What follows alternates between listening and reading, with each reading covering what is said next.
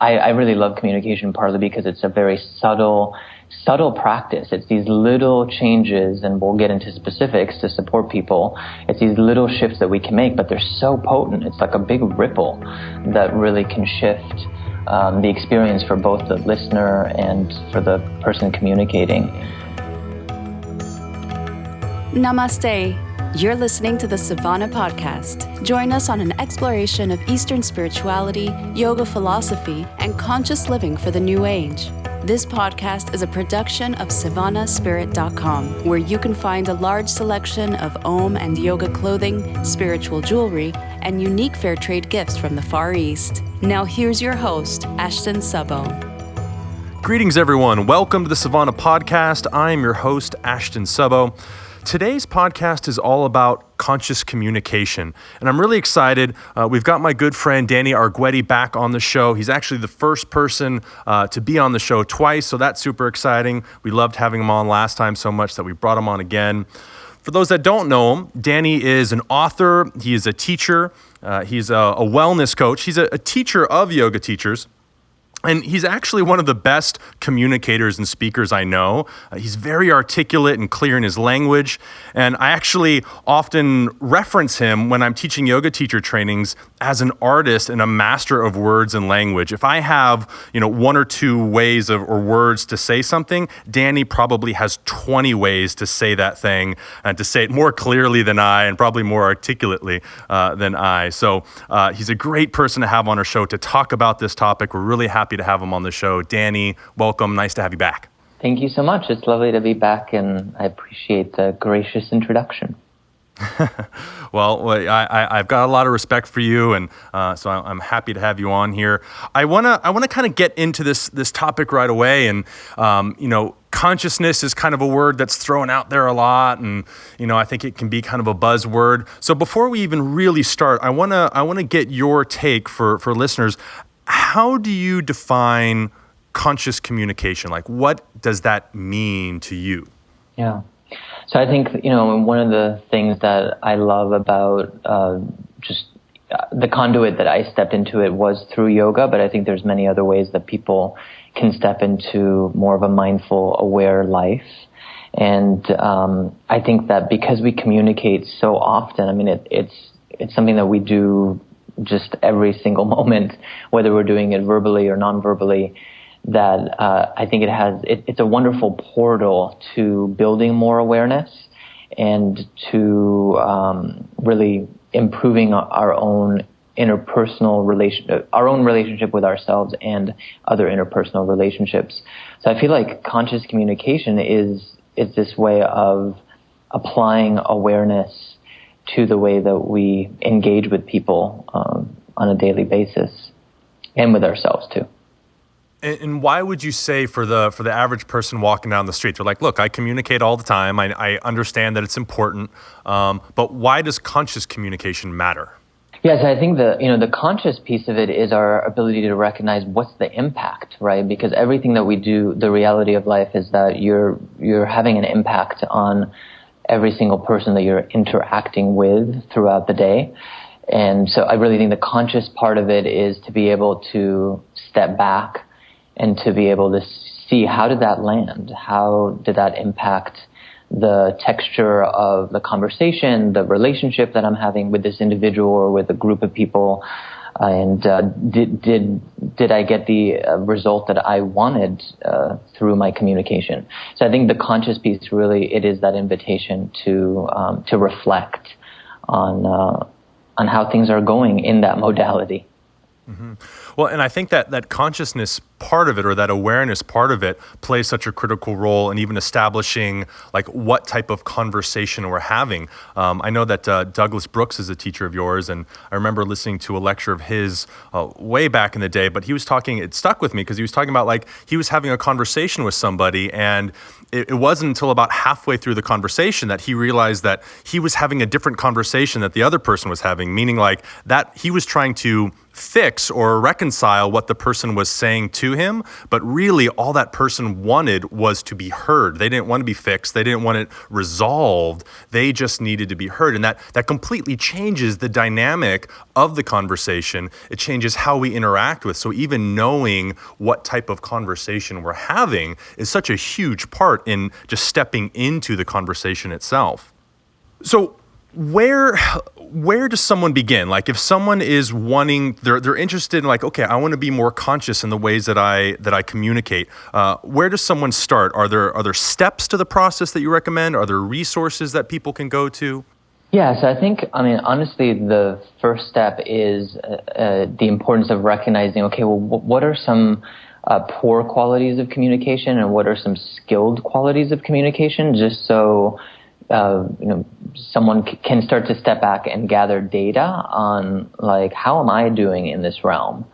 And so I think some of this people might resonate with, or be like, oh wow, yeah, I think I do some of that, or I know a boss or a friend that does a lot of this.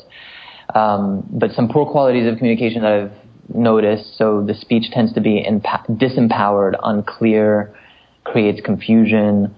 Can you give us some examples of that? Yes, so of the creates confusion part? Sure. Yeah, so I think it's just when you're talking to someone, and similar to what you were saying, there isn't a clarity of what is the point of the conversation or what's being attempted to be accomplished. There's just a lack of understanding from the other person, on the receiving end of like, what are you trying to communicate to me? So it actually just leaves someone more confused. I think there's an element of it lacking vulnerability. So it's just really, doesn't connect to the empathic part of our humanity. And also ignoring body language. So, similar to the example that you said with Douglas, I'm sure there was some sort of body language that was being communicated there of the person like just wanting to be heard. And often we can pick up on that and shift the tone and intention of what we're talking about. Well, for sure. I think that's the reason why I brought up the Douglas thing too, is because it stuck with me so powerfully, because it's been a huge help in my relating with the feminine, in particular female partners, where I'm often in that masculine place of wanting to fix things. So I assume that when someone's coming to me with an issue or concern, they're wanting me to like fix it or give them the advice of like, it also comes to the challenge, like I'm a teacher by profession. So it's like, it's my own nature to kind of want to like, let's step into that role. But a lot of times, in particular with my romantic partners, it's like, they're not asking to be fixed. They're even asking for resolution. They're just asking to be heard. And knowing that's part of the communication has been so valuable to my relationships, because when I'm trying to fix it, they're not feeling heard. And as you said, they're like, what's the purpose of the conversation? They're not getting what they wanted out of it. And therefore there's that instant disconnect because there isn't that connection to feeling. Yes. Do you have some, no, go ahead, please. Well, and I think this is where, we'll talk about it in a little bit, but this is another quality of poor communication, is this inability to listen. The other person often is not hearing what you're saying. So there's this like a bulldozing quality to it, where your needs are also not getting met in that process. And what are some other examples of other poor qualities that perhaps people can relate to, or maybe we jump straight into some skillful qualities? Let's perhaps try a few other examples so people can get a sense of some of these things that can come up. Yeah, I think also just around like timing, and sometimes people don't check in with other people around like, is this even a good time to engage in a communication? And if it's not, if something just happened for someone that's more stressful, or they're just really busy with other things that they're doing, they're not going to be open to actually connecting. So that just hinders the rest of the process beyond that. I think there's the final one is just some communications can be very rushed. And again, it's just, it's not going to support accomplishing what you're actually wanting to accomplish if there isn't enough time and space to engage with it and massage it and dissect it a little bit more. that one's really interesting to me because having lived abroad for so many years, and I lived on this little tropical island, and everyone out there they were doing yoga or they were making art, and they were they all had time. So everywhere you'd go, you'd make eye contact with people as they were walking by, and you'd stop. How was your day? How are you? And there would be like genuine communication. And then moving back to the United States and San Diego, which as far as cities go is probably still a pretty mellow city, not to mention the fact that I lived in North County, so it was out of the city. But even then, I mean, people are so rushed on their time. It's like, who has time to stop and chat with everybody they meet on the street? Like, you would never get anything done.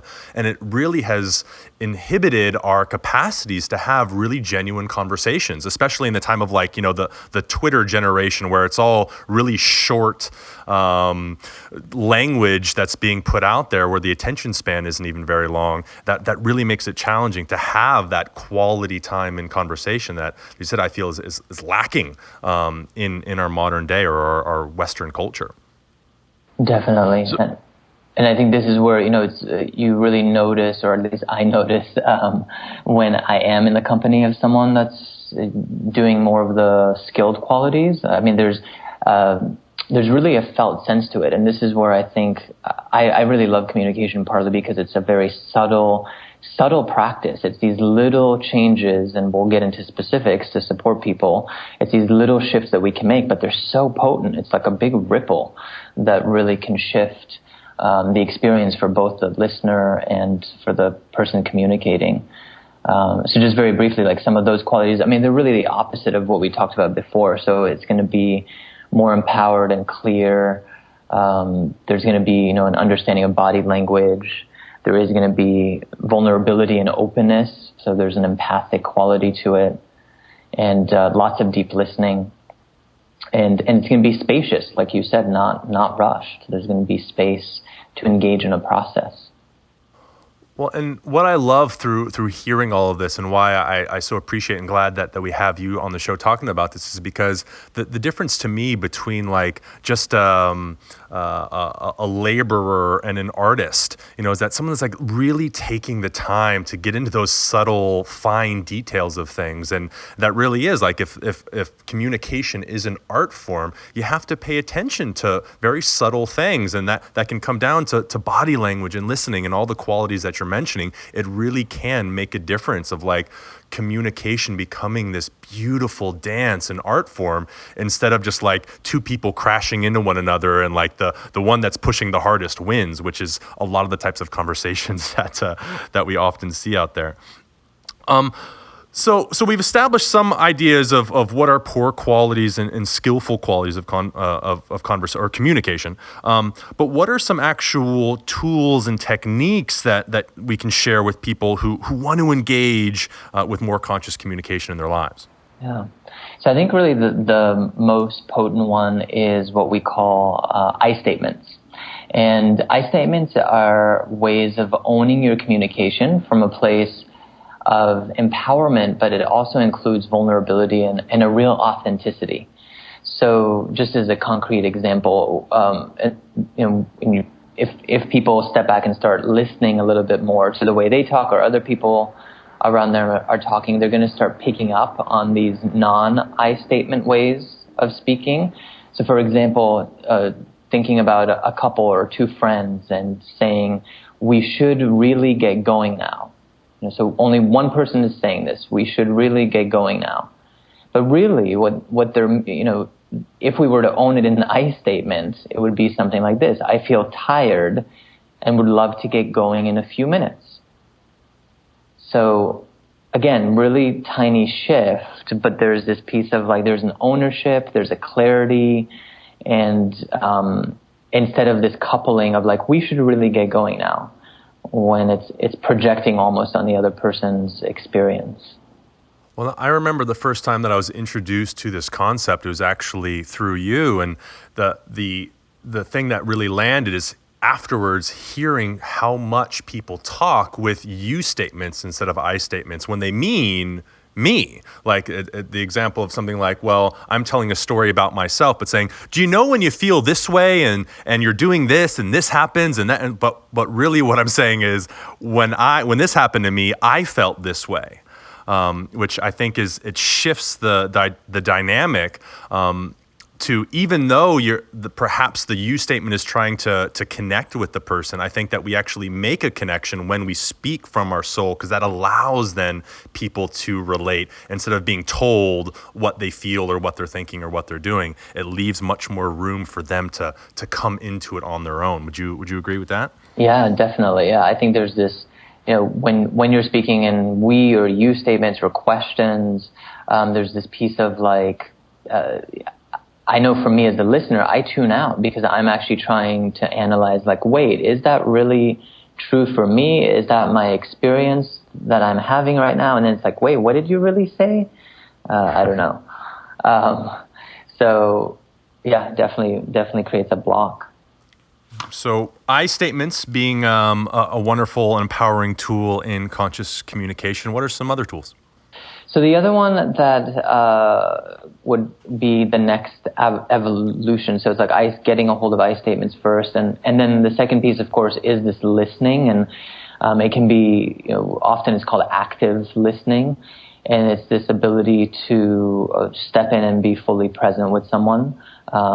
In proper active listening, since you're looking at the individual, you're going to be affirming of their body language and honor the space, but really super important to actually step back and listen to what is being said, because our mind is very active. The mind loses its attention very, very quickly, and particularly when we're listening to other people, the mind's going to spark with different mechanisms that will actually block ourselves to listen. You mentioned one of them called advising or fixing, right? So it's like instead of actually listening to the person and what they're saying, we go into this troubleshooting mode right away.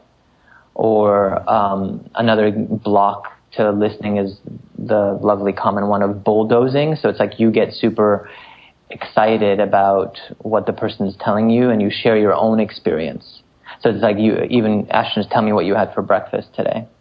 Like, oh my gosh, I had the most amazing breakfast ever. It was coffee. Coffee is one of the best things ever. Did you hear about all the health benefits of coffee? It's supposed to be really good for you. What else did you have? I had some coffee cake. Oh my gosh, coffee cake. That's really not good for your blood sugar. I never eat that. You should really not eat that either. So it's this piece of that would be an example of bulldozing, of, I hijack the conversation.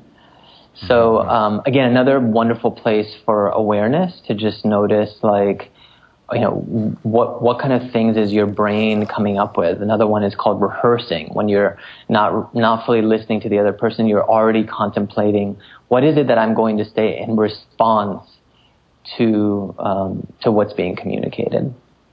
To jump back just for a second, though, in that kind of the realm of bulldozing, are you suggesting, though, or not suggesting that, like, where does shared experience play a role then, though? Because the example of bulldozing is a very aggressive, like, I'm going to take over the conversation. But I don't believe that you're saying that, like, well, we shouldn't share our experience. That, oh, you had coffee this morning, I enjoy coffee too. Like, where's the place of that relationship in that, instead of just like overpowering? Like, what's the distinction between the two? Yeah, so I think it's part of it is what we mentioned before, right? Is the piece of space of just, can we step back, listen first, and then take a moment to contemplate, where is my desire for personal sharing coming from? Is it from a place of like, okay, I'm building connection, I'm building relatedness?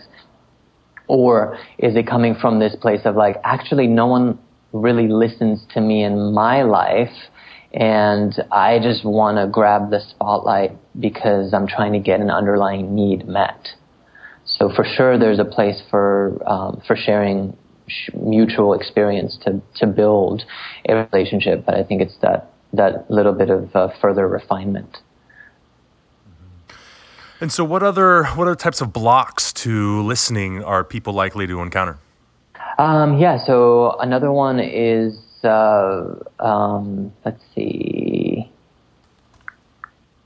How about the yeah, yeah? I don't know what that's called, but Yeah, I would almost say that that's an element of bulldozing, but it's almost like you're trying to affirm the other person, but actually no, I would call that derailing. I have that on my list.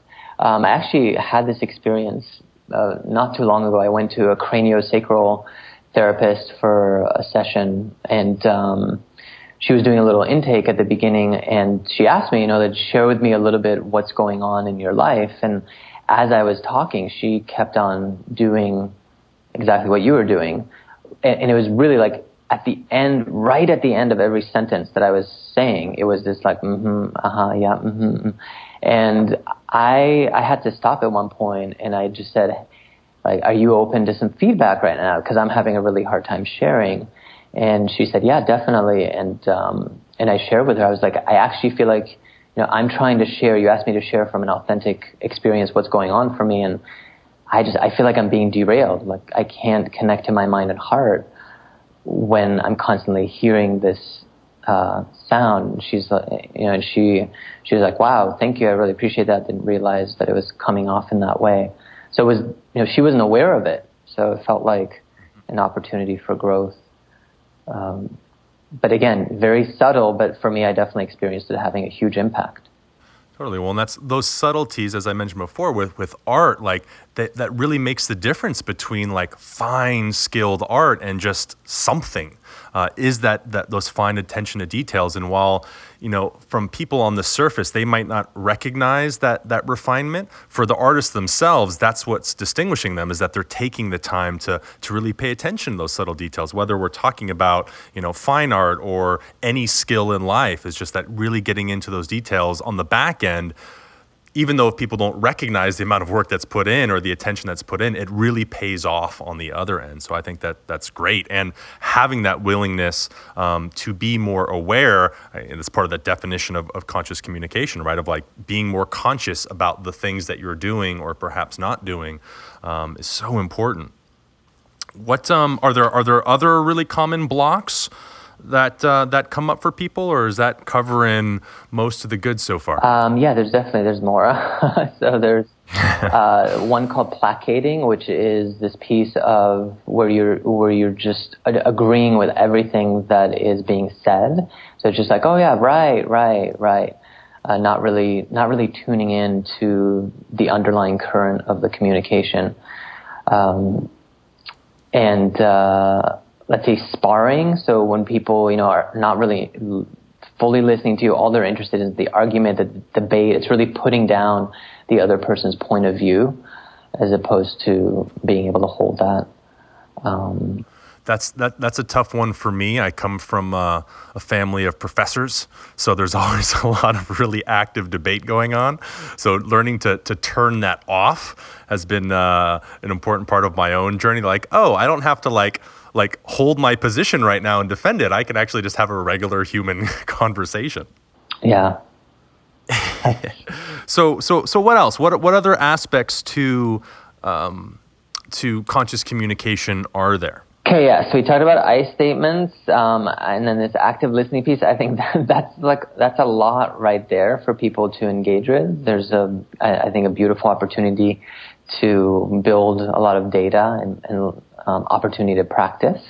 The next thing would be, after there's this better relationship to listening and owning experience, would be one of my favorites called reflective listening. And it's really this ability to acknowledge what the other person has said, to indicate that you're actually listening to them, and to employ some empathy. And so can we have an example of that one as well? Sure, yes. So share with me anything that you want to share. So let's see. We got a new puppy this week, and so that's been an interesting challenge. We've been getting less sleep. The puppy's really cute, and intelligent, but she's a bit of a rascal. So we've had to deal with a lot, and it's put us all on edge a little bit, making mind a little cloudy. We're all a little shorter, but we're trying to be more aware of how the lack of sleep and things are impacting us, so that we're all still very loving with one another. Oh, so yeah, it sounds like Ashton, you got a new puppy into the mix of your family, and that there's a lot of excitement and positivity around that, but that there's also a little bit of challenge of just sleep patterns and getting used to a new rhythm with this new family member that you have. And I love how by reflecting back to people, it gives an opportunity to be like, no, that's not what I was feeling at all. I'm actually miserable right now. Or like, oh yeah, it's all wonderful. Like, it really allows for that connection to happen, because it shows that not only are you listening, but it allows the further deepening of the relationship. Say like, well, yes, you totally heard me. Or if you didn't, here's what I actually meant. So we can have clarity and we can come closer together in conversation, which I think is so powerful. Yeah, it's a beautiful point, because often, I think people are under the illusion that whatever they're hearing is really what they're hearing. But, if you take a group of people and you have them in front of a speaker, I would venture to bet that everyone is hearing it a little bit differently, because, right, we all, you can think about it like we're all wearing different lenses, even if you don't have prescription glasses. We're all seeing the world through our own lens. And as a result, we're all wearing different ears in the sense. And we're going to get some things in common, but we're all filtering all the time. So yeah, that is the potency of reflective listening, to actually double check.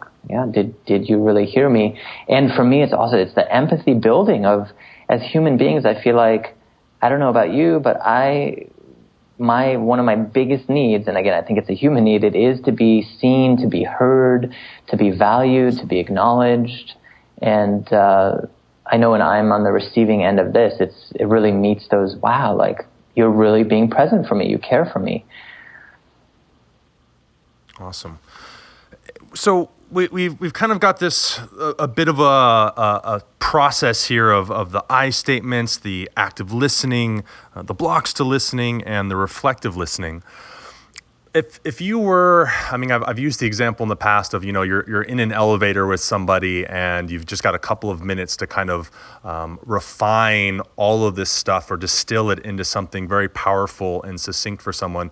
But let's say today you're not in an elevator, because we don't want to get stuck in elevators. You're hiking up a flight of stairs, but you still only got a couple of minutes, because they're getting off on an earlier floor perhaps. But they've been struggling with their communication, and they're having a hard time with it. You're walking up the stairs with them. You want to offer something that can help. What is it that you tell that person? Well, I think that, like everything, it starts with this ability to step back and gather data. So self-reflection on what are my personal communication habits, to be able to start tracking that. And then, honestly, the place that I would start is really with the I statements, because I think that it's just on a vibrational, energetic level, so potent to be able to recognize where you're not doing that, and then to be able to shift that piece. And I think from there, like, more can unfold, but that is just such a personal ownership of like, okay, I'm going to take personal ownership of shifting the way that I communicate to other people, and notice the impacts of that. Notice if there's tangible results in that process. And I think that you touch on something that's powerful as well, that all of this stuff of when we're talking about consciousness and awareness, it really starts with the self. Like I've seen it in myself, where, as we go on this journey, it's a lot easier to point out what we're noticing in others instead of ourselves. And it takes a really deliberate effort to turn everything back on ourselves, to recognize, what am I doing? What is my role in this? And how can I affect change? Instead of like trying to say, oh, well, you're doing this, and so, you could probably do that because I heard this podcast with Danny Arguetty and he says this, when really it's about like, hey, it's about us and how we're relating. And then that's going to really inspire and shift the various ways that we're being communicated to, not only the way that we are communicating. And I think that's a really wonderful and important message to recognize, that it really does start with the self. Yeah, and I have well, please. Yeah, I just want to say that in my experience of leading teacher trainings, we go over a lot of information in those basic trainings, but over and over and over and over again, the number one feedback that we've always gotten is the engagement with communication. This is people that have taken this stuff of I statements, active listening, reflective listening, and they actually put it into practice. They go back to their families, to their friends, to their workplaces, and repeatedly the feedback is blown away. It's like, wow, this has made such a difference with the relationship with my spouse, relationship to my boss, relationship to my kid. They take the risk of running the experiment, and they really get wonderful results. So again, it's like, obviously do it on your own, run your own experiment to create the buy-in and belief. But from the data that I've seen, it really is just potent.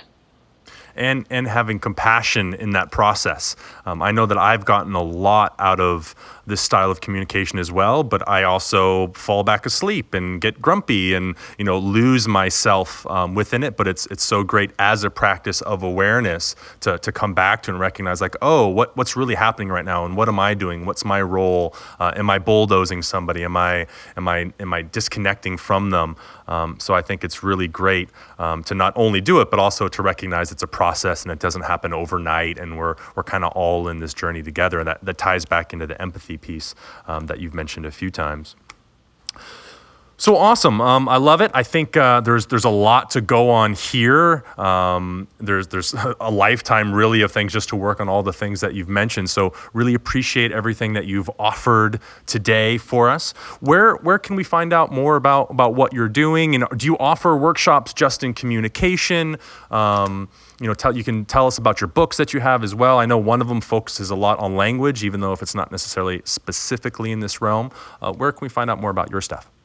Yeah, so I definitely, my book, Nourishing the Teacher, is for students and teachers, but that definitely has a lot of creative use of language, and it's really opportunity to deepen practice through lots of creative modalities. But, I actually don't do any specific trainings in communication, but I think there are so many great resources. I mean, I think even just Googling, active listening, reflective listening, just these terms, I statements, there's a lot of great resources as far as just guidelines and tips and techniques that you could take and put into personal practice. And then also there's a wonderful organization that delves into so much of the communication model. Some people have probably heard about it. It's called Nonviolent Communication. And again, if you just Google that, I think their website is the Center for Nonviolent Communication. But if you even just Google NVC, Nonviolent Communication, I mean, there's so many wonderful resources about communicating in a way that recognizes and supports and honors feelings and people's needs. And I know that there are many groups in various city centers, like nonviolent communication groups, that meet up, and there's workbooks, and they do practice sessions. So there's definitely that's a wonderful resource to just up-level all layers of communication. Awesome. And it sounds like there's some community aspect there where there might be some local things for people to get involved with as well, which is always really nice. And you write quite a bit as well. I know you have a newsletter. I don't know how that's tied in. Is it an actual blog, or is it just those just come out on the newsletter? That's all through your website. Is that correct? Yeah. So on my website, definitely there's ways to stay in touch. And I'm always writing on various topics of what I consider skillful engagement with life, and of course communication being a huge part of it. And your website is that DannyArguetty.com, or can we spell that, or you want to spell that for everybody? DannyArguetty.com. Great, and we'll put that in the show notes as well. Danny, it's such a pleasure having you on. I really enjoy your skill of communication and the way that you can articulate your ideas. I think it's really helpful for a lot, and I know you're doing a lot of good out there in the world, so it's really great having you on the show. Thank you so much for coming today. Thank you. It's a pleasure to share what I love, and I just appreciate talking with you. It's always fun. Yeah, well, we'll keep in the conversation. We'll do some more of these. So it's always a blast. For all our listeners out there, thank you so much for listening today. I hope you've learned a lot. I hope you go out there and put some of these tools into practice and try them out yourselves.